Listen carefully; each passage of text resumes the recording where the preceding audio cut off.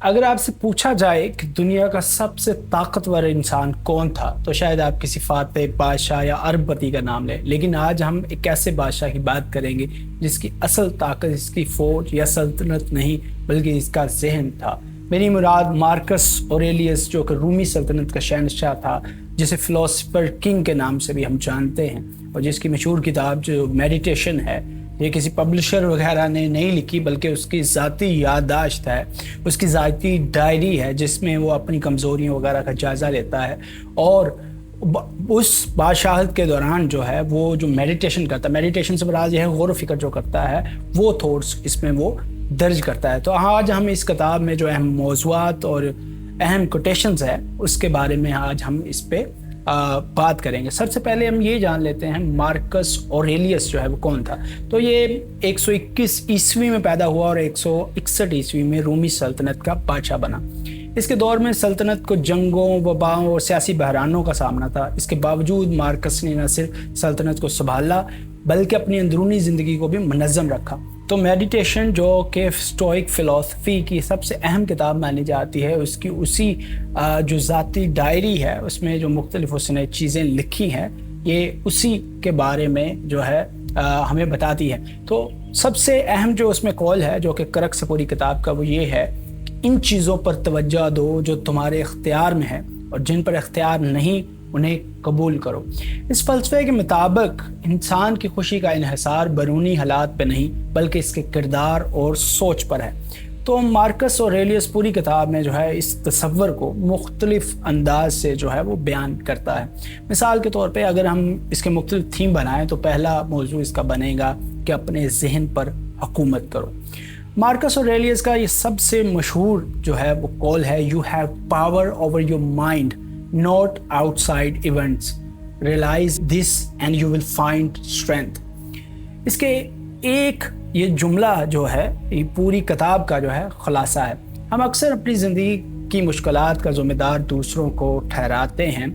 हम कहते हैं मिसाल के तौर पे कि अगर लोग बदल जाएं तो मैं खुश हो जाऊंगा, अगर हालात बेहतर हो जाएं तो मैं मुतमईन हो जाऊंगा। ठीक है, ये अक्सर हम लोगों को इस तरह के जुमले जो है वो कहते हुए सुनते हैं। हर शख्स जो है वो इस तरह की शिकायत जो हैं वो हमेशा जो है वो करता रहता है। ठीक है, कि ये मेरा कसूर नहीं है, बल्कि ये मेरे एक्सटर्नल जो है इवेंट्स हैं, हालात हैं। अब मिसाल के तौर पे अगर मेरे पास ज़्यादा पैसा हो तो मैं सुकून से रहूँगा, लेकिन मार्कस ये कहता है कि असल मसला हालात नहीं, बल्कि इन हालात के बारे में हमारी सोच है। इसीलिए वो लिखता है, the happiness of your life depends upon the quality of your thoughts.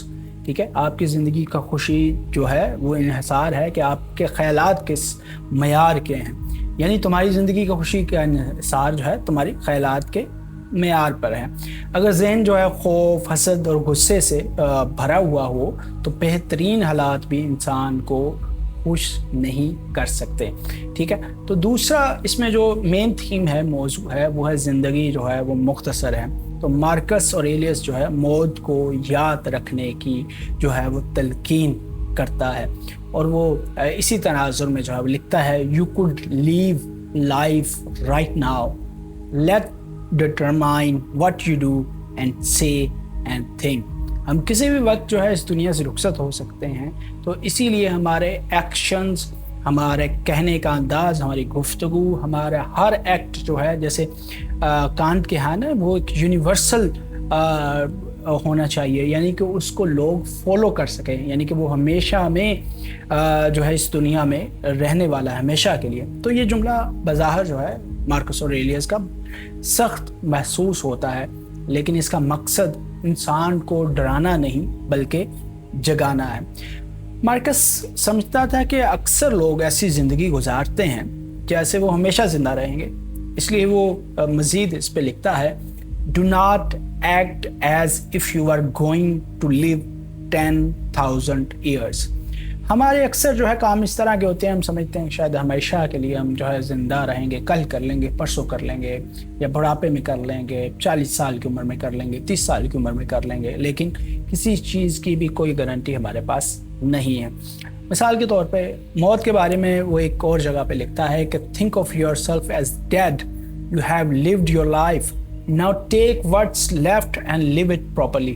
یعنی اس کے نزدیک موت کو یاد رکھنا جو ہے وہ مایوسی نہیں بلکہ بامقصد زندگی کا ذریعہ ہے.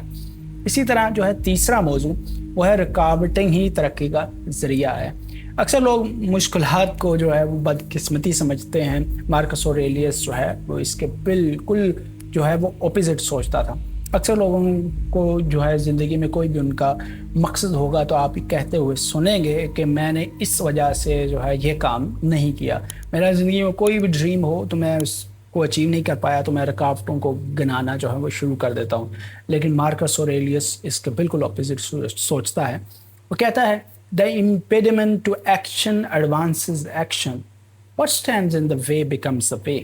یعنی جو چیز جو ہے راستے میں رکاوٹ بنتی ہے وہی راستہ بھی بن سکتی ہے. اگر آپ کو ناکامی ملتی ہے تو وہ آپ کو سکھاتی ہے. اگر آپ کو کرٹیسزم مل رہا ہے، تنقید مل رہی ہے تو وہ آپ کو بہتر بناتی ہے. اگر آپ کو مشکلات یا مشکل حالات ملتے ہیں تو آپ کے کریکٹر کو مضبوط کرتے ہیں. اسی لیے ایک جگہ پہ وہ یہ بھی لکھتا ہے کہ فائر فیڈز آن obstacles. یعنی جس طرح آگ ایندھن سے مزید بھڑکتی ہے اسی طرح مضبوط انسان مشکلات سے مزید طاقتور بنتا ہے. یعنی مضبوط انسان کون ہے؟ جو مشکلیں جو ہے وہ اس کے سامنے آتی رہتی ہیں وہ ان کے ساتھ جو ہے جھوجتا رہتا ہے اور ان کو اوور کم کرتا رہتا ہے. اس سے اس کا کردار جو ہے اور بھی مزید جو ہے نکھر کے سامنے آتا ہے اور اس کا کردار جو ہے اور بھی مزید جو ہے طاقتور بن جاتا ہے. کمزور انسان جو ہے وہ obstacles کے بارے میں یا جو بھی ان کی زندگی میں رکاوٹیں آتی ہیں ان کے بارے میں نیگیٹو رویہ رکھتے ہیں، اور جو مضبوط کریکٹر کے مالک ہوتے ہیں وہ اپنی زندگی میں جو آنے والی رکاوٹیں ہیں ان کو پازیٹیولی دیکھتے ہیں. اچھا، جو چوتھا اس موضوع میں یعنی موضوع بنتا ہے وہ یہ ہے کہ شکایت مت کرو. مثال کے طور پہ آج کا انسان جو ہے ہر چیز پہ آپ کو وہ شکایت کرتا ہوا نظر آئے گا. تو مارکس اوریلیس کہتا ہے کہ اس عادت کو جو ہے نا چھوڑ دیں، اس کا کوئی فائدہ نہیں ہے. وہ لکھتا ہے the cucumber is bitter، ٹھیک ہے، then throw it out, there are barriers in the path, then go around them. ٹھیک ہے، اگر آپ کا کھیرا جو ہے وہ کڑوا نکلا ہے تو وہ چھوڑ دو، اس کو پھینک دو. اسی طرح اگر راستے میں کانٹے ہیں تو دوسرا راستہ اختیار کر لو. لیکن اس کا مطلب یہ نہیں ہونا چاہیے کہ پوری دنیا سے آپ جنگ چھیڑ لیں، پوری دنیا کو آپ شکایت کا موضوع بنا لیں، پوری دنیا سے جو ہے شکایت کرنا شروع کر دیں. تو اس کے نزدیک حقیقت کو قبول کرنا ذہنی سکون کا پہلا قدم ہے. ٹھیک ہے، تو پانچواں جو وہ موضوع ہے، جو اس تھیم ہے اس کتاب کا، وہ ہے اچھا انسان بنو. سو مارکس کے نزدیک جو ہے کردار ہر چیز سے زیادہ ہے، یعنی کریکٹر از ایوری تھنگ، یہ آپ اس کو کہہ سکتے ہیں. تو وہ سب سے زیادہ جو ہے وہ جس چیز کو جو ہے ترجیح دیتا ہے وہ انسانی کردار کو ترجیح دیتا ہے، اور جو کہ ظاہر ہے تھاٹ بیسڈ ہے کہ اس کی تھاٹ کیا ہے. جو اس سے پہلے ہم نے کال پڑھا ہے میڈیٹیشن سے تو وہ بھی یہی ہمیں کہتا ہے. تو کریکٹر کے بارے میں جو ہے وہ لکھتا ہے کہ waste no more time arguing about what a good man should be one. یعنی کہ ہمیشہ ہم یہ کہتے رہتے ہیں کہ اچھے انسان کو یہ ہونا چاہیے وہ ہونا چاہیے. یعنی یہ بحث مت کرو کہ اچھا انسان کیسا ہوتا ہے، خود اچھا انسان بن جاؤ. اسی طرح وہ یہ بھی لکھتا ہے کہ if it is not right do not do it, if it is not true do not say it. کہ اگر آپ کو یہ چیز غلط لگ رہی ہے تو مت کرو، اگر آپ کو یہ الفاظ غلط لگ رہے ہیں، جھوٹے لگ رہے ہیں تو اسے مت کہو. یہ سادہ اصول جو ہے زندگی کے جو بیشتر اخلاقی مسائل ہیں ان کا حل ہمیں پرووائڈ کرتا ہے. اچھا، چھٹا جو یہاں پہ تھیم ہے وہ ہے مشکل لوگوں سے نپٹنا. ہر انسان اپنی زندگی میں مشکل لوگوں کا جو ہے سامنا کرتا ہے. کچھ لوگ ڈیفیکلٹ لوگ ہوتے ہیں.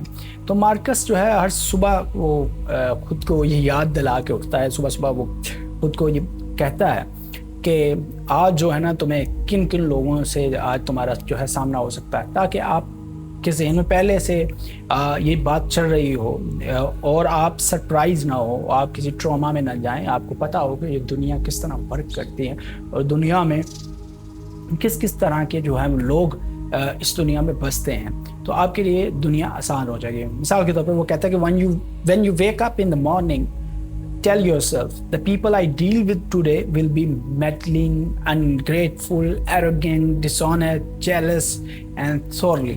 لیکن یہ سب کے باوجود وہ نفرت کی جو ہے تعلیم نہیں دیتا.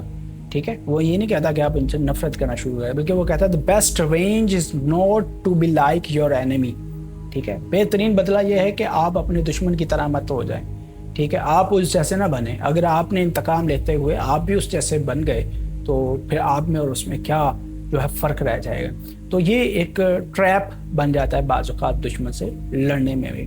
تو ساتواں جو اس میں ہم تھیم نکال سکتے ہیں وہ یہ ہے کہ انسان جو ہے ایک دوسرے کے لیے پیدا ہوئے ہیں. ٹھیک ہے, تو مارکس اوریلیس جو ہیں وہ انسانیت کو ایک خاندان سمجھتا ہے. ٹھیک ہے, اس لیے وہ لکھتا ہے کہ men exist for the sake of one and other. ٹھیک ہے, انسان جو ہے وہ ایگزسٹ ہی ایک دوسرے کے لیے کرتا ہے, یعنی اس کی اپنی ذات تک اس کو محدود نہیں کر سکتے, کیونکہ اگر وہاں تک آپ رکھیں گے تو سارا ایروگینٹ اور سارا اگنورنس اس کی بنیاد یہ ہے. ٹھیک ہے, نارسسزم ہے.